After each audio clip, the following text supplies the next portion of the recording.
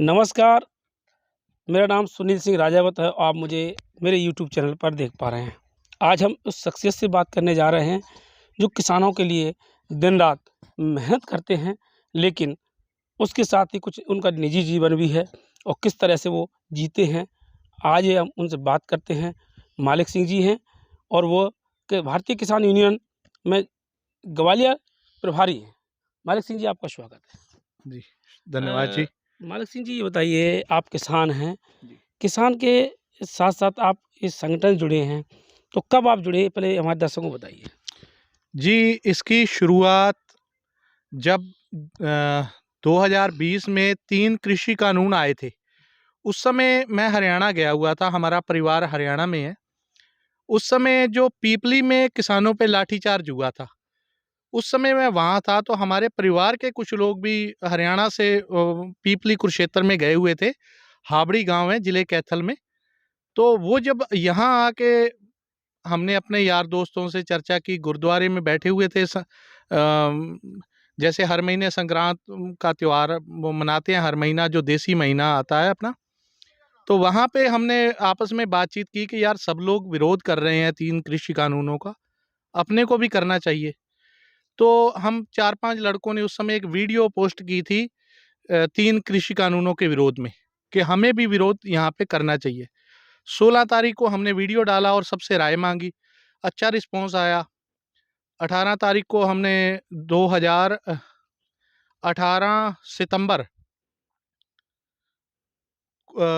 को यहाँ पे क्या नाम है, एसडीएम कार्यालय हमने जो प्रोग्राम आवेदन दिया होगा। आवेदन दिया, जैसे वो प्रशासन से सूचना मांगते हैं ना, जी, जी, जी। तो उसके लिए हमने ज्ञापन दिया। तो 21 तारीख का पहला जो किसान आंदोलन की जो नींव डबरा में रखी थी, तो उसकी शुरुआत वहाँ से संभवतः हुई मुझे थी। भी ध्यान है कि मैंने भी उस आंदोलन को आप कवरेज दिया था जी, जी। और आपने शायद पहला आंदोलन था और आपके नेतृत्व में वो आंदोलन किया गया था जी। और अंचल भर के किसानों ने आपके नेतृत्व में एक अच्छी खासी भीड़ एकत्र हुई थी जी। और शायद मैं समझता हूँ वो आंदोलन में कवरेज के दौरान मैंने यही पाया था, वो आंदोलन सफल भी रहा था। जी, उस समय सफल रहा था, लेकिन बाद में उसको आगे चल के जैसे अब उसमें और भी भाई जुड़ते गए, फिर वो डबरा मंडी के रेट की तरफ हो गया, लेकिन हमारा झुकाव उसी तरफ था जो दिल्ली में आंदोलन चल रहा था कृषि कानूनों के विरोध में। तो हमने इसको मतलब यहाँ फिर उसमें फ़ोकस करने की बजाय उस तरफ दिल्ली की तरफ फ़ोकस करना ठीक समझा। नहीं, उस समय जैसे आपने डबरा में भी जैसे आपको जानकारी मिली कि आंदोलन चल रहा है जी। कृषि कानून को लेकर, आप डबरा आए, डबरा आंदोलन भी किया, ज्ञापन भी दिए और आपने मांग की, उसके बाद आप दिल्ली के लिए निकल गए। उस पीरियड में कितने लोग आपके साथ यहाँ रहे होंगे ग्वालियर से? क्योंकि अमूमन मुझे जानकारी जहाँ तक कि पहला किसान संगठन है जो ग्वालियर चंबे संभाग बना हुआ है, मैं सही कह रहा हूँ क्या? जो गैर राजनीतिक है। जी, बिल्कुल, बिल्कुल। उस समय तो हम भारतीय किसान यूनियन से भी नहीं जुड़े थे। एक सीधे-साधे किसान थे। कभी हम गए ही नहीं थे। हमने कभी मतलब पिताजी या जो बड़े बुजुर्ग हैं वो जाते थे तहसील का या थाने का कोई काम कभी पड़ता तो। लेकिन बड़ी बड़ी बात कह रहे हैं आप, पहली बार जाना जी, होगा। जी, जी। पहली बार हुए हम उस समय की, आप हैरान रहोगे कि हमें ये था कि परमिशन जो लेनी है हमें आंदोलन के लिए, तारीख तो हमने दे दी। लेकिन परमिशन कैसे लेनी है, अब जो अधिकारी हैं उनसे कैसे बातचीत करनी है। तो अब उस समय जब 18 तारीख को मुझे अच्छी तरह ध्यान है, मैं तहसील परिसर के पीछे खड़े थे हम लोग, 2-4 दोस्त थे साथ में, तो हमने बहुत लोगों को फ़ोन किया जो उस समय जो राजनीति के माहिर माने जाते थे, कि यार सूचना देनी है प्रशासन को, परमिशन लेनी है और कोरोना काल चल रहा था उस समय, कैसे करनी है? मतलब कई लोगों ने तो पहले बात यस कर दिया और उस समय फ़ोन भी नहीं उठाया हमारे फिर। जी, जी। तो कहीं न कहीं आपको पहले एक आंदोलन की शुरुआत की तो जी। लगता था कहीं कहाँ से शुरुआत करें, कहीं कोई गलत ना हो जाए, क्योंकि प्रशासन बैठा हुआ था, सरकार भाजपा की थी दिल्ली से लेके राज्य में, कहीं कुछ गलत ना हो, ये भी कहीं न कहीं दिमाग में चल रहा होगा उस समय? बिल्कुल, बिल्कुल सर, नए थे क्योंकि परिवार में भी कोई राजनीति में था नहीं, ना कभी ऐसा कभी कोई ऐसी स्थिति कभी बनी, ना कभी फेस की। वो तो मतलब उस समय हम चाहते थे कि कोई हमें मतलब आगे बताने वाला हो, कोई हमारा मार्गदर्शक हो, लेकिन मतलब आदमी कतरा रहे थे, उस समय सामने आने में भी कतरा रहे थे। अच्छा, ये बताइए, आप डबरा से जब बॉर्डर के लिए निकले, वहाँ पर लगभग कितने दिनों आप रहे और क्या अनुभव रहा वहाँ का आपका? हम दूसरे जत्थे में गए थे। पहला जत्था स्वर्गीय सुरेंद्र सिंह सिंधु जी जो शहीद हमारे क्षेत्र के माने गए। साहब मैं गरसौंदी के से हैं वो हाँ क्या? जी जी, गरसोंदी के पास उनका दोनी मैना गांव है। तो वो गए थे, हम गए थे दूसरे जत्थे में। दूसरे में या हमारे ये चिनौर क्षेत्र के अपना जो वहीं से ज़्यादा भीड़ थी, गरसोंदी गुरुद्वारे से जत्था चला था, तो हम भी उस जत्थे के साथ गए थे। तो उस समय कोई भी यूनियन नहीं थी, ना कोई संगठन था, केवल एक किसान बन के कि ग्वालियर क्षेत्र के किसान बन के गए थे। और वहाँ पे जब जाके, क्योंकि आधे लोग हमारे पहले पहुँच चुके थे, जैसे मैंने बताया कि पहला जत्था 2 तारीख को पहुँच गया था, दूसरा जत्था जो 5 तारीख को गया था। ये बताइए मैं जहाँ तक मेरी समझ है, मुझे जानकारी है, सुरेंद्र सिंह जी जो दोनी मैना के थे, वो संभवतः शायद भाजपा के भी कोई पदाधिकारी रह चुके हैं पहले, मुझे जानकारी है, ऐसा कुछ है, सही है क्या? जी, जी, बिल्कुल। वो कट्टर कार्यकर्ता रहे हैं भाजपा के, बड़ी निष्ठा से, और मिश्रा जी के साथ भी अच्छे संबंध रहे हैं उनके। उसके उसके बाद वो आंदोलन की लीड करते हैं, आंदोलन में जाते हैं और वहाँ पर उनका अंतिम वो कह सकते हैं उनके शहीद भी हो जाते हैं जी, वहाँ पे हाँ। आंदोलन के दौरान। तो उस समय आपको क्या लग रहा था कि जो, क्योंकि एक अपने लोकल से आपका चिर परिचित व्यक्ति चला जाना और साथ ही किसानों के लिए शहीद हो जाना और सरकार उसका सुन नहीं रही है, तो एक आक्रोश था या आंदोलन के प्रति एक सद्भावना थी कि आंदोलन हमको लेके जाना है आगे, या सरकार के प्रति था, या यहाँ के जो लोकल के किसान हैं उनको कैसे एकत्र करना, क्या चल रहा था आपके दिमाग में?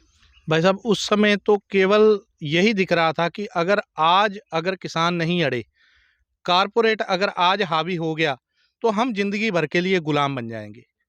जो हम आज आज़ादी का जीवन जी रहे हैं, अपनी फसल अपने हिसाब से कर रहे हैं।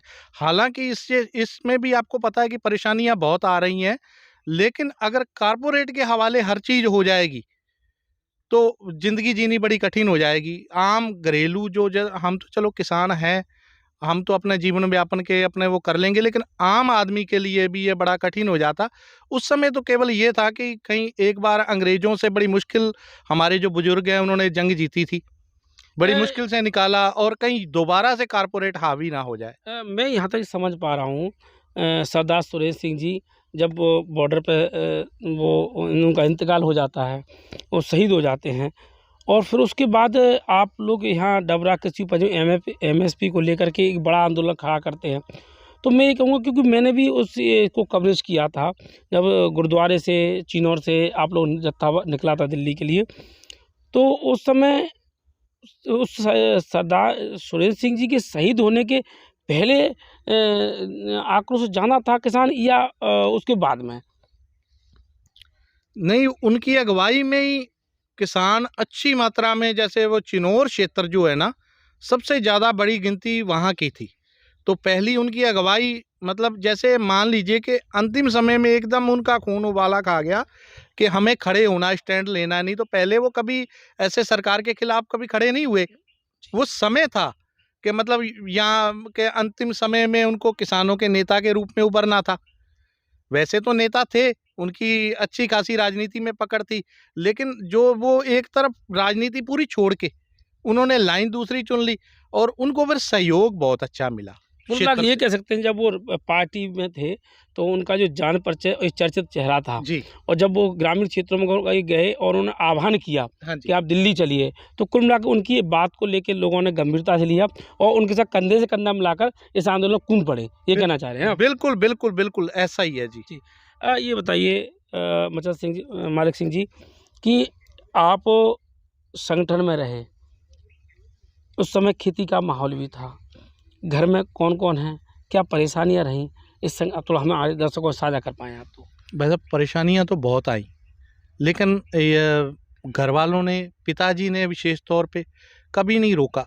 अगर कोई काम बीच में भी छोड़ के हम चले गए ना कि आज हमारा प्रोग्राम है, या आज मतलब दिल्ली जाना है या कैसे भी, उन्होंने कभी नहीं रोका कि कैसे भी करके हम कर लेंगे, आप जाओ। छोटा भाई है, उनका खूब सहयोग रहा। हालाँकि उनको कमर की दिक्कत है, ट्रैक्टर वगैरह वो चला नहीं पाते, लेकिन जैसे-तैसे मतलब काम चलाया। मैं बीमार स्थिति में भी आप जब बॉर्डर पर जमे हुए थे, जी। आंदोलन में सहयोग कर रहे थे, उस समय आपका भाई यहाँ पर खेती कर रहा था। जी, जी, बिल्कुल, बिल्कुल। और फिर जब कुछ समय के लिए मैं घर पे आया, तो 20 दिन फिर छोटा भाई वहाँ पे रहा। निरंतर हम एक आदमी वहाँ पे हाज़िरी देते रहे।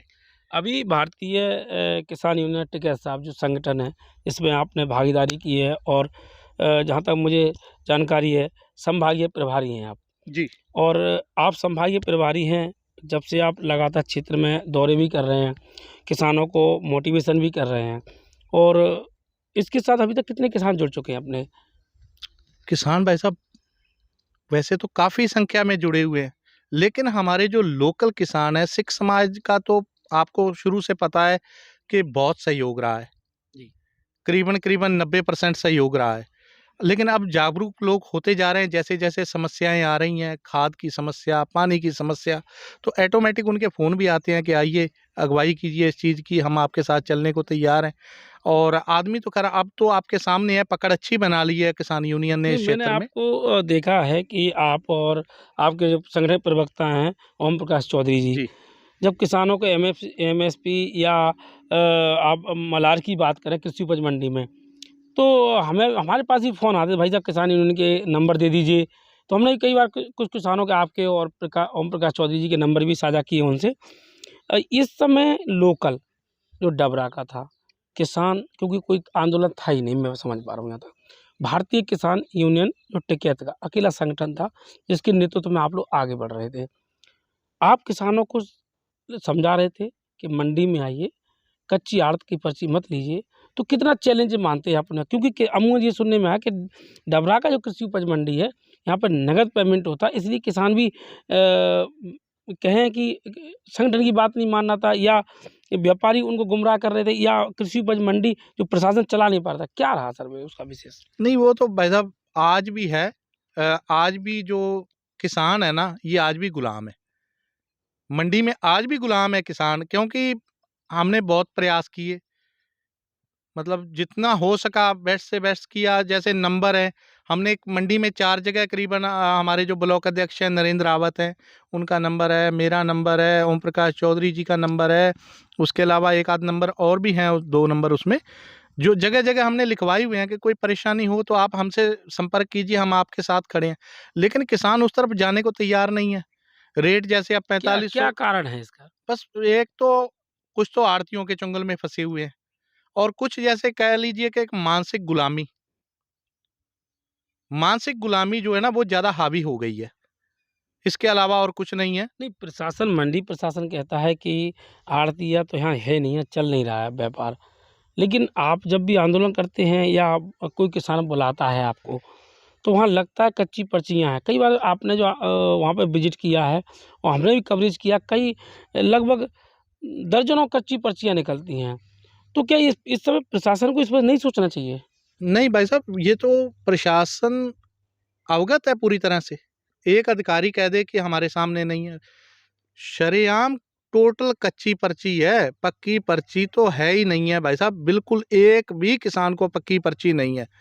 खुले में झोली से माल बिच रहा है, सैंपल से माल बिच रहा है, लाइन नहीं लग रही। तो ये अभी भी आज से करीबन 20 दिन पहले एक मीटिंग हुई थी, शायद आप भी उसमें थे। तो एसडीएम कार्यालय में भी ये बातें सारी बैठ के वहाँ पे हुई एसडीएम साहब के सामने, कि कच्ची पर्ची आप दे रहे हो, उस पे मलार लगा रहे हो। तो एसडीएम साहब ने हालाँकि फटकार भी लगाई थी व्यापारियों को कि अगर ऐसे करते पाए गए तो आप पे कार्रवाई होगी। लेकिन शरेआम हो रहा है। मंडी प्रशासन के क्या अवगत नहीं है? मंडी प्रशासन सब पता है, सबको पता है। शरेआम कच्ची पर्ची जो है, मैं खुद किसान हूँ, मैंने खुद बेची है भाई साहब। अब मान लीजिए, कुल मिला के आप ये कहना चाहते हो कि बिना कच्ची पर्ची आड़त के खरीदी किसान की होगी नहीं, ये कहना चाहते हैं आप? नहीं, वह जब तक किसान नहीं करेगा, जब तक किसान स्वयं नहीं समझेगा, कोई मतलब किसान की मदद बाहर से आके नहीं कर सकता। अगर कोई मदद करने को तैयार भी है, वो मदद ले नहीं रहे। जब तक किसान खुद स्टैंड नहीं लेगा, तब तक कुछ नहीं हो सकता, क्योंकि मंडी प्रशासन और व्यापारी ये जी। एक ही हैं। इनमें नहीं है रत्ती भर का फ़र्क। एक तरफ रह गया केवल किसान। किसान जब तक खुद लुटने को तैयार है, तो वो लुटता रहेगा। जी। अब जैसे कि आपका संगठन का विस्तार भी हो रहा होगा, जी। और लगातार ग्रामीण में पहुँच भी रहे हैं, किसानों के पास में हैं। क्या लगता है आपको कि कुछ सुधार हुआ है अभी तक इसमें? भाई साहब, सुधार तो पहले से तो बहुत ज़्यादा है। जागरूक हो गए किसान। अब करीबन क्षेत्र में संगठन बन चुका है, विस्तार लगातार चल रहा है। आज भी कल का प्रोग्राम था, मैं किसी कारणवश नहीं पहुंच पाया मुरैना क्षेत्र में।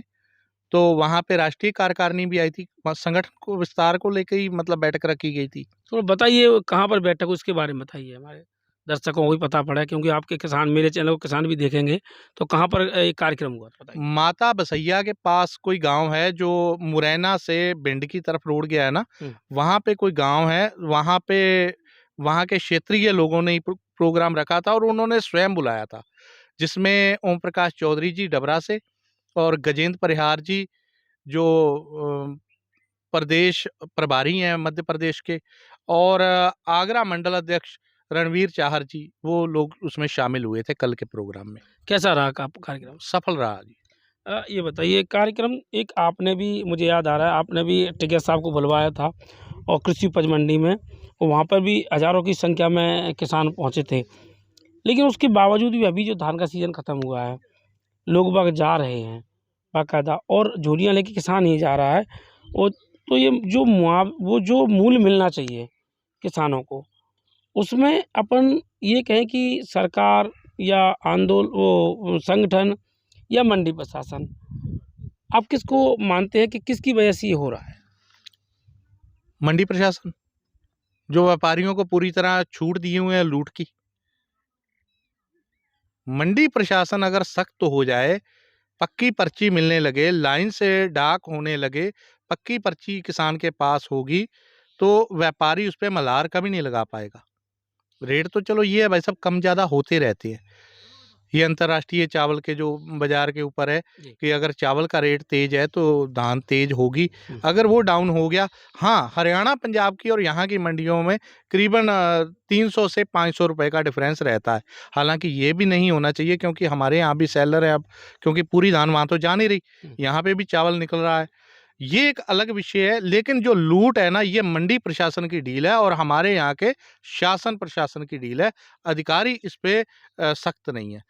आपने कई बार मंडी सचिव और मंडी के जो भार साधक अधिकारी एसडीएम हैं, आईएएस भी रहे हैं, अभी हाल ही में नए आईएएस आए हैं, अभी शायद उन्होंने चार्ज नहीं लिया है जहाँ तक मुझे जानकारी है।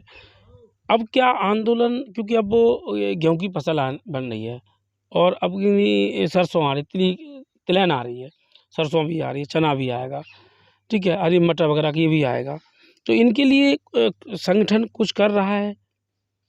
जी, संगठन जो राष्ट्रीय कार्यकारिणी है ना, वहाँ से आदेश आ चुके हैं। फरवरी में बहुत बड़ा आंदोलन होगा पूरे देश में, केवल मध्य प्रदेश नहीं, इसमें जो हरियाणा पंजाब में पंजाब से भी सूचना आई है कि फरवरी को वो दिल्ली कूच करेंगे, क्योंकि जब 3 कृषि कानून सरकार ने वापस लिए थे, वो उस समय 5 मुद्दे थे। 3 कृषि कानून के मुद्दे और एक उसमें था पराली का और एक था उस पे एमएसपी का। ये 2 मुद्दे, पराली और एमएसपी वाला जो था, ये होल्ड पे रख दिए थे कि इनके लिए एक कमेटी का गठन किया जाएगा और इसका कोई उचित निर्णय निकालेंगे। कमेटी गठित हो चुकी है? नहीं, उसका कोई कमेटी भी गठन हुआ, लेकिन सरकार के खुद के ही नुमाइंदे उसमें शामिल हुए कमेटी में, तो कोई संतोषजनक परिणाम उसका सामने नहीं आया। और एमएसपी गारंटी कानून की मांग जो है वो अभी तक अधूरी है। सरकार ने जो वादा किया था, अब वादा खिलाफी के जो रोष में किसान दोबारा दिल्ली कूच करेंगे फरवरी में, हरियाणा और पंजाब के। ये बता, अभी जो लोकसभा अध्यक्ष जी, उन्होंने कहा है, अध्यक्ष जी ने, कि जाटों का अपमान किया है और मेरी समाज का अपमान किया है। क्या किस तरह देखते हैं आप इसको? नहीं, गलत है जी। राजनीति, अगर एक आदमी कोई एक शब्द उनको बोला गया, आज उनको जाटों का अपमान दिख गया, जब वो बच्चियां वहां पे बैठी हुई, मैं भी जाट हूँ, जाट एक कहने का मतलब जो शब्दों का हेरफेर है एक ही है। मैं भी जट सिख हूँ।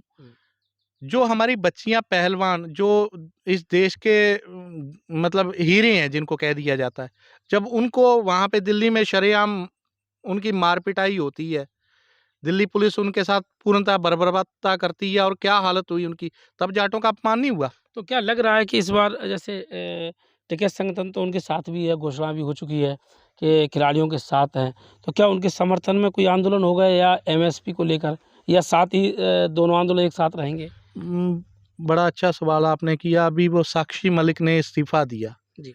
बड़ा दुख हुआ भाई साहब देख के, और हमेशा हम उनके साथ तैयार खड़े हैं। मतलब हमारा जो किसान यूनियन है टिकैत, ये शुरू से ही उनके समर्थन में रही।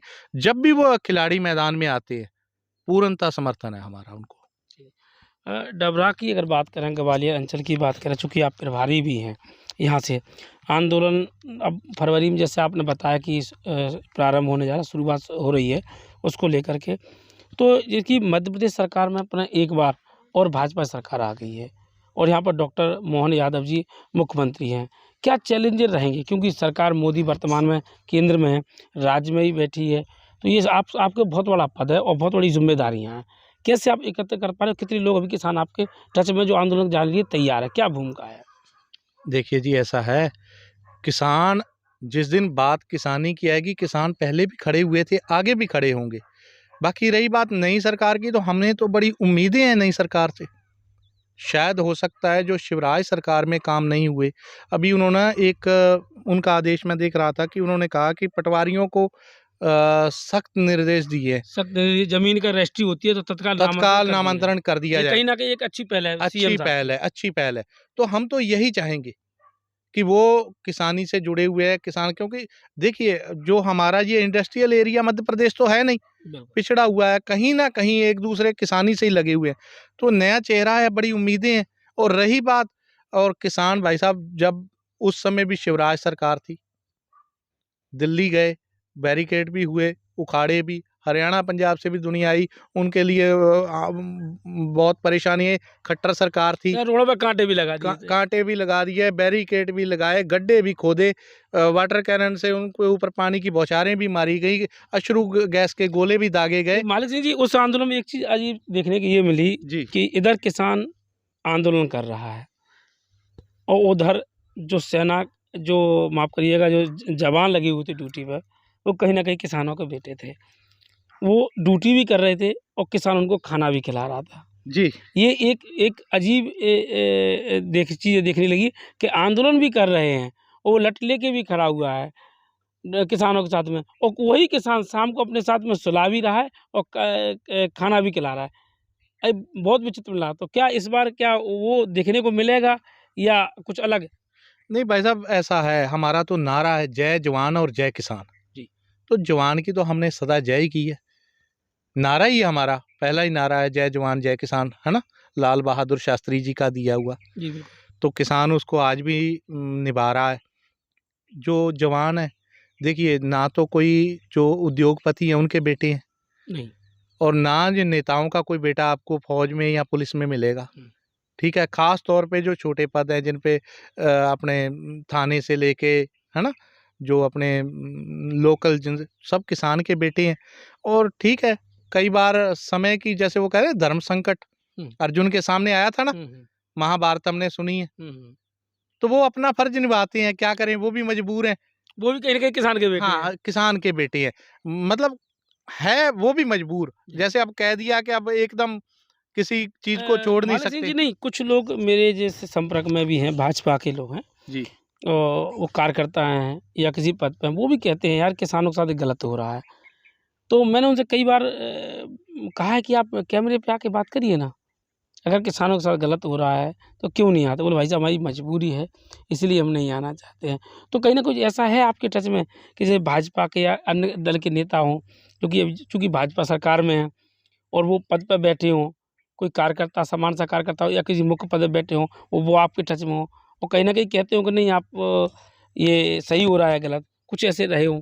जी, करीबन करीबन 90% 90% लोग जो हैं वो कैमरे के सामने नहीं कह पाते, लेकिन उन्होंने खूब साथ दिया है, किसान आंदोलन में भी साथ दिया, और वो कहते भी रहे हैं कि आप सही कर रहे हो।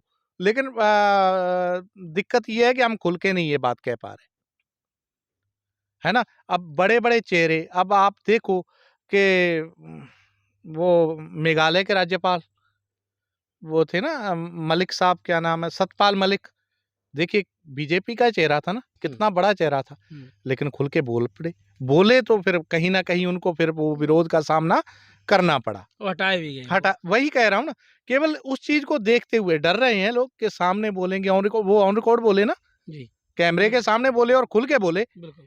तो उनको फिर कहीं ना कहीं उस चीज का सामना और करना मीडिया को पड़ा। इंटरव्यू दे दिया, उन्होंने हाँ, वहाँ दे पे भी दिया। दिया है। हाँ, तो मतलब 90% भाई साहब किसान ही है, करीबन करीबन। अब मान लीजिए किसान से ही जुड़े हुए लोग हैं, हर व्यक्ति हड़ताल पे चला जाएगा, मिल बंद हो जाए चल जाएगा, अगर और कोई उद्योग बंद हो जाए चल जाएगा, लेकिन जिस दिन किसान हड़ताल पे बैठ गया ना, जिस दिन उन्होंने फल, सब्जियां, दूध अगर बंद कर दिया, तो भाई साहब बड़ा मुश्किल हो जाएगा। आपको याद होगा कोरोना काल में जब कुछ नहीं पहुंच रहा था, बिल्कुल बंद था, तो चोरी छुपे दूध और सब्जियां किसान घरों तक, जो हमारे भाई सिटियों में बैठे हुए मालिक हैं। जी, उस काल को तो, या उस कालखंड को तो कोई भूल नहीं सकता, क्योंकि उस समय किसान अगर नहीं होता तो मैं समझता हूँ कि भारत में त्राही मचा, क्योंकि किसान वो चीज़ है कि जो अन्न उत्पादन करता है, फल सब्जियां उत्पादन करता है, और वो लेके भी जा रहा था, जैसे आपने बताया कि चोरी छुपे लेके जा रहे हाँ, थे। और ये चीज़ें मैंने अमूमन देखी हैं यहाँ पर, बिल्कुल बिल्कुल। कि आप लोगों सब एकत्र कर, कुछ लोग तो ऐसे थे कि एक वक्त का खाना भी नहीं था, वहाँ पर किसानों ने अपने भंडार खोल दिए थे। चाहे आप गुरुद्वारा लंगर की बात करें या सेवा की बात करें, मैंने खुद स्वयं देखा है कि कोविड काल का पालन कर रहा है, मास्क सैनिटाइज लगा के, घर से भोजन बना के, गुरुद्वारे से भोजन पका पका के लोगों को घर पर पैकेज पहुंचाए जा रहे थे। ये बड़ी बात है। मैं ये जानना चाहता हूँ कि अब जैसे चूँकि सरसों की खेती, गेहूँ की खेती है, केंद्र की मोदी सरकार और प्रदेश की डॉक्टर मोहन यादव जी आ गए हैं, चूँकि अभी उनकी शुरुआत भर है, अभी देखते हैं किसानों के क्या करते हैं। हाँ जी। तो ये जो बोल रहे हैं किसानों को हम कृषि जो खेती है, हम लाभ का धंधा बनाएँगे, चूँकि शिवराज सिंह चौहान जी ने कई अवार्ड भी कृषि को लेकर जीते हैं। क्या लग रहा है, क्या सरकार आपको जो सब्सिडी मिलनी चाहिए वो मिल पा रही है खाद बीज के? क्या कहेंगे आप इसको लेकर? नहीं नहीं, परेशानी है भाई साहब। किस तरह की परेशानी?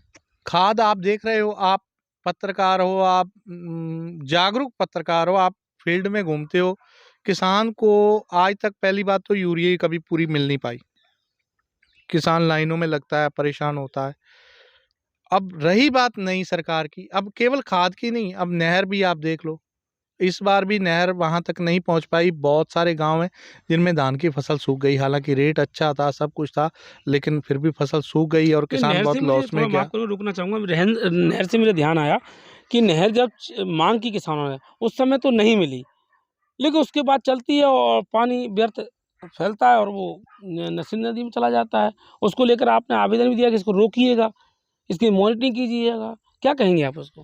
मतलब यही तो बात है, यही दुविधा है हमारे देश की। जब धान की फसल सूख रही थी, उस समय नहर बंद थी, बड़ी मुश्किल से किसानों ने आग्रह किए। फिर उसमें क्या होता है कि मैं तो कह रहा हूँ कि हमारे नेता हैं, अगर उनकी बातें पूरी तरह देखी जाए ना, कि नेताओं के रहमो करम पे नहर चल रही है, अगर वो यस कर देंगे तो गेट खुलेंगे, और नहीं तो नहीं। अब वो आ जाता है जी, फलाने साहब आए, उनके कर कमलों द्वारा नहर खोली गई। वो इधर बोलते हैं किसानों का हम किस कृषि को लाभ का धंधा बनाए, कैसे लाभ बन का धंधा पाएगा? बनाएंगे। उसके अलावा भाई साहब, जो नहर का पानी हमारे यहाँ जो अब सिंचाई हुई है ना, पिशोर बेल्ट जो है, वो पानी की मांग अभी लास्ट तक करते रहे, वहां तक पानी पहुंचा नहीं। जितनी ये नहरें हैं, ये सब जाके पानी सिंध में गिरता रहा। आपने भी देखा होगा कि ये जो अपने वो नदी पड़ती है नहीं, मैंने बेतवा रोड इसको पे। कवरेज भी किया था, और ज़िम्मेदार जो अधिकारी हैं उनसे बात भी की, लेकिन उन्होंने क्या है, वो बात करना दूर की बात है, वो मिलते ही नहीं हैं आपस में। मैंने अमूमन नहीं देखा, आप ही 1-2 बार गए हैं, कोई नहीं मिलता। नहीं नहीं मिलते। वो कहीं न कहीं छुट्टी पे रहता है, या कोई रिटायरमेंट हो गया है, कि मैं उनके कोई घर में बीमार चल रहा है, ये सब चीज़ें चलती रहती हैं। लेकिन मैंने उनको सटीक कई बार कहा है, कि व्यक्तिगत तौर पर भी कहा है उनसे कि आप जाइए, थोड़ा मॉनिटरिंग भी कीजिए। तो क्या आपको लगता है कि जो नहर है, जब नहर आपको खुलती है, उसको प्रशासन को मॉनिटरिंग की आवश्यकता अधिक है? भाई साहब, जो सिंचाई विभाग है ना, ये पूरी तरह फेल है। नहीं, फेल कैसे? क्योंकि अधिकारी कर्मचारी काफ़ी है, फेल कैसे? है नहीं है, पहली बात तो पूरे कर्मचारी इनके है ही नहीं है। जो यहाँ पे इनका जो स्टाफ है ना, वही अधूरा है। ठीक है जी, कई बार हम खुद जाते हैं, कई हमारी फसलों का नुकसान होता है। इस बार भी हमारे 6-7 बीघा गेहूँ जो हमने समय से सिंचाई करके मोटर से, और पहले हमने उसमें बोनी कर दी, लेकिन पानी इतना ज़्यादा आया कि वो दोबारा भर गए, और हमें वो दोबारा बोने पड़े। तो हम खुद स्वयं जाके लगभग अपना कितना नुकसान हो गया उसमें? करीबन करीबन भाई साहब मान के चलिए कि पूरा तो बीज गया और पूरी खाद गई, और जो ट्रैक्टर पे जितना खर्चा वो और जो लेट हुई वो नहीं, उसमें लगभग अपन ये माने कि एक खाद का, बीज का, जुताई का खर्चा अमूमन माने कि अगर कितना रहा होगा? 3,000 रुपए करीबन। 3,000 हाँ, कम से कम, मिनिमम। क्योंकि उसमें गेहूं का बीज फिर है, आपका उसमें हुआ है डीएपी तो खाद है। बाजू-बाजू का किसान औरों का बिल्कुल हुआ होगा? बहुत हुआ। अगर ऐसे जोड़ा जाए ना तो बहुत हुआ। तो फिर जो मुनाफा किसान को मिलना चाहिए वही चला जा रहा है शुरुआत, फिर कैसे लाभ का धंधा हो नहीं, पाएगा? वो तो भाई साहब पता है क्या है, खास तौर जो नहर है, नहर का काम तो इस समय यूँ मान के चलिए कि जैसे वो कह देते हैं ना कि इसका कोई वारिस है ही नहीं है। ये हमारे क्षेत्र के जो नेता हैं उनके रहमो कर्म पे चल रही है। अगर वो कह देंगे कि खोल दो तो खुल जाएगी, अगर वो कह दें बंद कर दो तो बंद हो जाएगी। हालाँकि इसमें नेताओं का कोई हस्तक्षेप नहीं होना चाहिए। किसान आपाशी दे रहा है, भी उसका जो बिल बन रहा है फ्री पे कर हैंड रहे होना हैं ना, चाहिए, फ्री हैंड होना चाहिए। फ्री हैंड होना जब चाहिए। आवश्यकता हो किसान को, जब खोल दिया जाए, नहीं हो तो बंद कर दिया जाए। अधिकारी कर्मचारी अभी पहले आपने देखा था सिंचाई विभाग के अध्यक्ष बना दिए गए थे, हर क्षेत्र के मेंबर बना दिए गए थे। हमारे जो ये अनंतपेट वाला जो पैता है, मैं इस पे मेंबर रहा, सदस्य रहा इसमें, ठीक है जी। और 5 साल ठीक चला, उसके बाद दोबारा ना चुनाव हुए। कितने वर्ष हो गए चुनाव नहीं हुए अभी? मेरा ख्याल है कार्यकाल पूरा हुए को भी 4 साल पूरे हो गए। मतलब करीबन 8-9 साल पहले चुनाव हुए थे, उसके बाद दोबारा पता ही नहीं अब। मतलब विधानसभा हो जाती है, उपचुनाव हो जाते हैं, लोकसभा हो जाते हैं, लेकिन सवाल ये है किसानों वाले चुनाव रह जाते हैं, बिल्कुल, बिल्कुल। उनको सरकार नहीं कराना चाहती। बिल्कुल, बिल्कुल। और दूसरी बात क्या है कि जब तक इसमें, जैसे मैंने पहले कहा कि जब किसान इसका बिल पे कर रहा है और क्षेत्र बहुत बड़ा है, हरसी से लेके पिछोर तक बहुत बड़ा क्षेत्र है, जिसमें भितरवार है, चिनौर है, डबरा है, पिछोर है ना? बहुत बड़ा क्षेत्र है, लाखों हेक्टेयर भूमि है। आप तो सदस्य रहे हैं सिंचाई विभाग में, तो ये नहर से संबंधित या पानी ना आ पाना, ये कितना डिफरेंट होता जा रहा है? क्योंकि आप ही वो कड़ी थे, जो किसानों की माँग को समय-समय पर अधिकारियों तक पहुँचा पाते थे विभाग में। अब ये कैसे हो कर पा रहे हैं आप? ये अनदेखी है प्रशासन की। ये शुरू से हम तो यही बात कहते आए हैं, आज भी यही कह रहे हैं कि जहाँ पे पानी पहुँचना चाहिए वहाँ तक पहुँच नहीं पाता। और यहाँ पे जैसे हमारा क्षेत्र हो गया, इस बार बहुत पानी वेस्टेज गया है। ये चिनौर क्षेत्र का बहुत, जितना पैंतों का पानी था पूरा सिंध में गया है नीचे। कहीं न कहीं लापरवाही है, टोटल लापरवाही है, मतलब स्टाफ पूरा ना होना या अधिकारियों कर्मचारियों की लापरवाही। अभी जैसे कि गेहूँ की बोनी हो गई है, आप मेरे पीछे देखो गेहूँ भी आ गया है। जी। संभवतः खाद-वाद दे लिए होंगे आपने, जी, जी, जी। एक आध पानी भी लग गया होगा। जी। तो इसकी जो लागत है, जैसे खाद डाला आपने, बीज डाला आपने, दवाई डाली आपने, पानी भी है, ये कितना टफ होता जा रहा है? क्योंकि बताया जा रहा है कि खाद बीज बहुत महँगा है, लेकिन सरकार कह रही है कि हम सब्सिडी दे रहे हैं। भाई साहब, अब मैं अभी आपको दिखवाऊँगा, खाद का कट्टा दिखवाऊँगा। उसमें अब प्रधानमंत्री जी की फ़ोटो आ रही है। वो उसमें अब शो कर रहे हैं, अब किसान को बता रहे हैं, क्योंकि मैंने अपने हाथ से 485 रुपए का डीएपी का कट्टा खरीदा हुआ है। हुँ। ठीक है जी। आज वो कट्टा 1400 रुपए का मिल रहा है। वज़न, बीज उसका वज़न क्या आ रहा है उसमें? वज़न डीएपी का 50 किलो है, लेकिन यूरिया का 5 किलो कम कर दिया गया है। यूरिया का कट्टा 45 किलो का कर दिया गया और रेट पहले से बढ़ा दिया गया। और वो भी यूरिया मतलब 5 किलो कम ही दे रहा है। हालाँकि नेताओं के वज़न तो दिन-ब-दिन बढ़ते जा रहे हैं। खाद का वज़न दिन-ब-दिन कम होता जा रहा है। अच्छी बात कही आपने, ले नेताओं के बढ़ते जा रहे हैं और हाँ, खाद कम होता जा रहा है। नेता जो आते हैं ना हमारे देश में, जी, नए-नए जी। नेता आते हैं और 50-55 किलो के आते हैं। जी, जी। अब 5 साल 10 साल के बाद वो 1-1 क्विंटल के हो जाते हैं। जी। उनको मतलब को 100 कदम चलना भी भारी पड़ता है।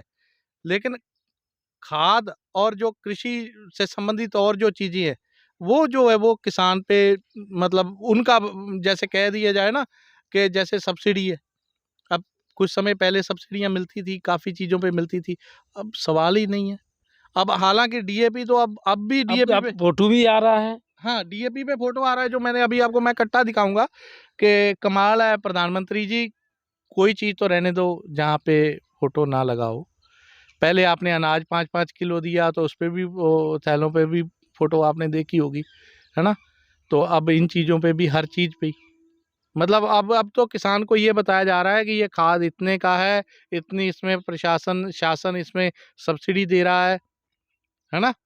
आपको तो सम्मान निधि भी तो दे रहा है। नहीं, नहीं, मैं एक चीज़ और आपको बताऊँ, अब उसमें क्या है, बता दिया गया कि कट्टा इतने का था, इतनी सब्सिडी दी, आज कट्टा आपको ₹1400 का या ये इतना सम्मान पड़ रहा है। निधि दे रहा है, उसी में तो कट हो सुनिए रहा है ना। सुनिए सुनिए, फिर एक चीज़ और बताओ ना, जी। एक चीज़ और कर दो, पेट्रोल पंप पे भी लिखो कि आपने जो पेट्रोल पंप से जो आपने 1 लीटर पेट्रोल लिया या डीज़ल लिया, पेट्रोल अब 110 के आसपास है, जी, बिल्कुल। ठीक है जी? उसमें बता दो आप कि ₹30 इसमें सेंट्रल गवर्नमेंट का है, ₹30 इसमें राज्य सरकार का है, स्टेट का और सेंटर का इतना कट रहा है। तो आप तो और ले लीजिए ना, लिखना क्यों है? हैं? लिखना क्यों? आप तो ले यूज़ कीजिए, पेट्रोल पर जाइए, पेमेंट करिए, आप लेके आ नहीं, जाइए। जब किसान को आप बता रहे हो कि आपका खाद का कट्टा इतने का है, आप समझिए ना उस मैं पॉइंट समझ को, रहा हूँ। कि जब आप बता रहे हो कि आपका कट्टा इतने का है, इतना हमने सब्सिडी दी, इतना आपने पे किया, आपको इतने का मिल गया, तो फिर डीजल पेट्रोल का भी तो क्लियर कर दो ना, ओपन कर दो, भाई क्या प्रधानमंत्री दिक्कत हैं, है? कुछ तो शो करेंगे ना। नहीं। देश के प्रधानमंत्री कुछ तो शो तो भाई करेंगे। किसान को भी तो हक दो, कम से कम उसको भी तो पता चले। अब हमको कई बार कह दिया जाता है कि भाई आप तो टैक्स पे नहीं करते, क्यों नहीं करते भाई? जीएसटी हम दे रहे हैं, दवाइयाँ जो मतलब एक क्लोरो की बोतल है जो आज से 2 साल पहले, 3 साल पहले ₹400 की थी, वो अब आज 700 से ₹800 की हो गई, डबल रेट हो गए। हर चीज़ पे जीएसटी दे रहे हैं, डीज़ल पे हम जीएसटी दे रहे हैं, पेट्रोल पे हम जीएसटी दे रहे हैं, कपड़े पे हम आपका जीएसटी जो दे रहे हैं। जीएसटी का बिल है, जो जीएसटी आप दे रहे हैं, वो देश के विकास के लिए है। हाँ, ये क्यों नहीं भूल रहे हैं आप? नहीं तो विकास हो कहाँ रहा है? वो यार, विकास कहाँ, मतलब मुझे लगता है भाई साहब विकास कहीं गुम गया। मुख्य मीडिया है, वो विकास की बात कर रही है, आप कह रहे विकास नहीं हुआ है। है कहाँ? आप बताएँ तो सही। नहीं, मीडिया तो बोल रही है, दिख रहा है विकास हो रहा है। नहीं, मीडिया तो दिखाएगी, मीडिया के जो चैनल हैं जिनको उनका विकास हो रहा है। हर महीने या उनका विकास हो रहा है, मोदी जी उनका विकास कर रहे हैं। उनको तभी तो गोदी का अवार्ड मिला हुआ है, किसानों ने दिया तो हुआ है गोदी का अवार्ड, तो भैया आप तो गोदी मीडिया हो, तो वो तो कहेंगे ही कहेंगे। जैसे बहुत अच्छा बात किया, र र मतलब किसानों ने। रवीश कुमार है, रवीश कुमार, उन्होंने क्यों नहीं किया आज तक? एनडीटीवी छोड़ना पड़ा उनको। भैया आप भी शुरू से हमारे साथ रहे हो, जब से किसान आंदोलन चालू रहा, आप भी हमारे साथ खड़े हो, आप देख रहे हो, आज आप गाँव में भी आए हो, आप गाँव का माहौल भी देख रहे हो, क्या बदलाव आए नहीं, 5 बिल्कुल, साल में? बिल्कुल, मैं तो जहाँ देख रहा हूँ कोई बदलाव नहीं है, सिर्फ़ खानापूर्ति चलती है। और दू बड़ी बड़ी बात ये है कि मालिक सिंह जी, मैं वो पत्रकार हूँ, ज़मीन से जुड़ा हुआ भाई साहब हूँ। यही बात है जो आप स्वीकार कर रहे हो, आपने स्वीकारा है और आप हमेशा हमारे साथ खड़े रहे हो। इस चीज़ की हम तारीफ़ करते हैं। लेकिन कहने का मतलब अगर हमारा जो मीडिया है ना, चौथा स्तंभ जिसको माना जाता है, अगर वो ऐसे आपके जैसे रवीश कुमार जी जैसे अगर वो अपना स्टैंड लें कि नहीं हम जो सच है वो दिखाएँगे, तो तो पर कुछ देश पत्रकार, इतना कुछ गुमराह तो नहीं होता। मालिक सिंह जी, कुछ पत्रकार जेलों में ही हैं, अभी अभी तो ज़मानत भी नहीं हुई, ये भी तो आप सच्चाई है। हाँ, अभी वो संदीप पुनिया जैसे उन्होंने कितनी परेशानियाँ झेली और पत्रकार अभी भी जो भाई साहब है, ये बात मानना पड़ेगी, क्योंकि कारण है देखो, आप अगर 20 बेईमानों के बीच में एक ईमानदार को खड़े रहना मुश्किल है, लेकिन नाम उसी का होगा। आज क्यों सब लोग रवीश कुमार का नाम क्यों लेते हैं, आप ये बताएँ? उसने चैनल छोड़ दिया, आज भी उसके लाखों सब्सक्राइबर क्यों हैं? क्यों उनको लोग यूट्यूब पे फ़ॉलो कर रहे हैं? मतलब तो कहीं कहीं न कहीं वो ईमानदारी की ईमानदारी कीमत तो से। है। आज देखिए, आज शहीदी सप्ताह चल रहा है, ये गुरु गोविंद सिंह के जो परिवार शहीद, शहज़ादे हैं उनके। हाँ, हाँ, पूरा परिवार ही खत्म हुआ था। बिल्कुल। तो वो कभी सिस्टम के खिलाफ लड़े थे। औरंगज़ेब के जो राजा था, जो दिल्ली के शासक थे, तो कभी उन्होंने स्टैंड लिया था, तो आज उनकी पूजा हो रही है भाई साहब, ऐसी बात नहीं। अगर ईमानदारी से चलोगे, तो दुनिया याद रखेगी। बेईमानों की कतार में खड़े हो गए। देर से हाँ, सही लेकिन पूजे जाओगे, पूजे जाओगे भाई साहब, लोग सम्मान करेंगे। सम्मान करेंगे। और अगर कहीं हवाबाजी करोगे तो फिर वो। बिल्कुल, बिल्कुल, बिल्कुल, बिल्कुल। अब बात तो ये है, अगर आप आज भगत सिंह को हम क्यों याद कर रहे हैं? आज चंद्रशेखर आज़ाद को हम क्यों याद कर रहे हैं? आज मतलब जो आज क्रांतिकारी थे, उनको हम क्यों याद कर रहे हैं? भाई साहब उस समय वो पढ़े-लिखे लड़के थे, अच्छी नौकरियाँ उनके आगे-पीछे घूम रही थी, क्योंकि उस समय पढ़े-लिखे होना बहुत बड़ी बात थी। बड़ी बात। ठीक है जी? उन्होंने क्रांति लेकर के देश हाँ, को आज़ाद कराने के उन्होंने लिए ये क्रांति का रास्ता क्यों चुना था? ठीक कुछ है? कुछ लोग बिररे होते हैं जो उस मुकाम पर हाँ, पहुँचते हैं कुछ और उसको लोग चुनते हैं। बिल्कुल, बिल्कुल, बिल्कुल। एक हमारे पंजाबी के एक शायर है कि जब पता हो ना कि सामने से छाती में गोली लगेगी, तो फिर वो उस रास्ते पे जाने वाले बहुत कम लोग होते हैं। अब किसानों के साथ हुआ ही है ये क्या मैं अभी यही मंदसौर में भी हुआ था, मंदसौर में भी हुआ था गोलीकांड का गोलीकांड, तो कई बार हुआ है ये। ये बताइए अभी हाल ही में विधानसभा चुनाव हुए हैं, संपन्न हुए हैं। सरकार नए मुख्यमंत्री आए हैं। अभी सरकार बनने जा रही, कौन किस विभाग को क्या मिलेगा, किस विधायक को क्या विभाग मिला, कौन किस विभाग का मंत्री बनेगा। क्या लगता है कि इधर आप फरवरी में दिल्ली जाने की बात कर रहे हैं, सरकारी भी बन रही है, दिल्ली भी जा रहे हैं आप। अब ये डबरा का जो अंचल का जो किसान है, पूरा आपके संभाग में है किसान है, किसान को जैसे गेहूं की फसल अब आने वाली है, लगभग मेरे से 3 महीने बाद ऐसा आने वाला है, सरसों की फसल आने। तो क्या सरकार को चाहिए कुछ कि विशेष नई सरकार से कुछ विशेष मांग करेंगे कि किसानों के लिए कुछ होना चाहिए इसमें, और करेंगे तो क्या? एक ही माँग है भाई साहब, वो भी हमारी पुरानी है, नई नहीं है। जी। उम्मीद जैसे मैंने पहले भी बताया कि उम्मीद बहुत है हमें नई सरकार से, लेकिन वो जो होगा वही जो क्योंकि पहले देखिए शुरुआत में जो हमारे ये आदरणीय शिवराज सिंह चौहान जी, इन्होंने 2000 मेरा ख़्याल है शायद मैं भूल नहीं रहा 17-18 में या उससे और पहले 13-14 में उस समय इन्होंने बोनस दिया था।